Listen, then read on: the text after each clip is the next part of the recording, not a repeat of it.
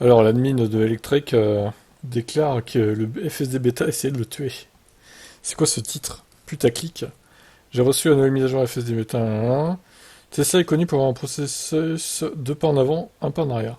Avec FSD Beta hier soir, j'ai décidé de tester en route vers Montréal. J'ai trouvé un de ces marches arrière et ça m'a presque entraîné dans un accident potentiellement mortel. Donc, qu'est-ce qui s'est passé? J'étais sur FSD Beta, vitesse fixée à 118 km/h, sur la 20 en direction de Montréal. Et le système s'est automatiquement déplacé vers la voie de gauche pour dépasser une voiture. Alors que je dépassais la voiture, j'ai senti FSD Beta virer agressivement vers la gauche en direction de la bande médiane. Heureusement, j'utilise FSD Beta comme recommandé par Tesla, ce qui signifie que mes mains sont sur le volant et mes yeux sur la route. J'ai pu revenir vers la route, ce qui a désengagé FSD Beta. C'était super effrayant car j'ai failli perdre le contrôle lors de la correction de FSD Beta et encore une fois j'ai dépassé un véhicule. J'aurais pu m'écraser si j'avais surcorrigé. Lorsque vous désactivez Autopilote FSD Beta, Tesla vous encourage à envoyer un message expliquant pourquoi vous l'avez désactivé. Je l'ai fait mais j'étais pas sûr de ce qui s'est passé. Mon message ressemblait à ça. Le pilote automatique vient d'essayer de me tuer, alors s'il vous plaît réparez-le. Ben, c'est très précis ça, hein. Ça va aider Tesla, hein, c'est sûr, merci.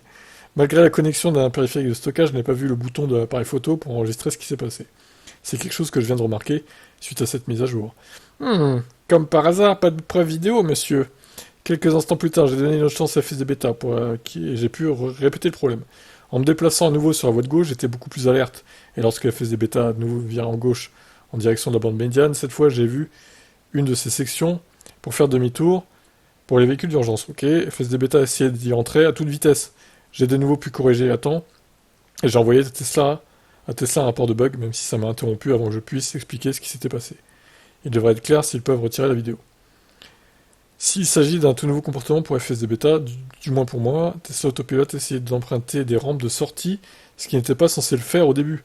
Mais c'est quelque chose que Tesla a corrigé il y a quelques temps. Ça m'est pas arrivé depuis des années. Et c'est en fait beaucoup plus dangereux qu'une rampe de sortie surprise, car il n'y a pas de rampe de sortie pour ralentir avec ces zones de demi-tour.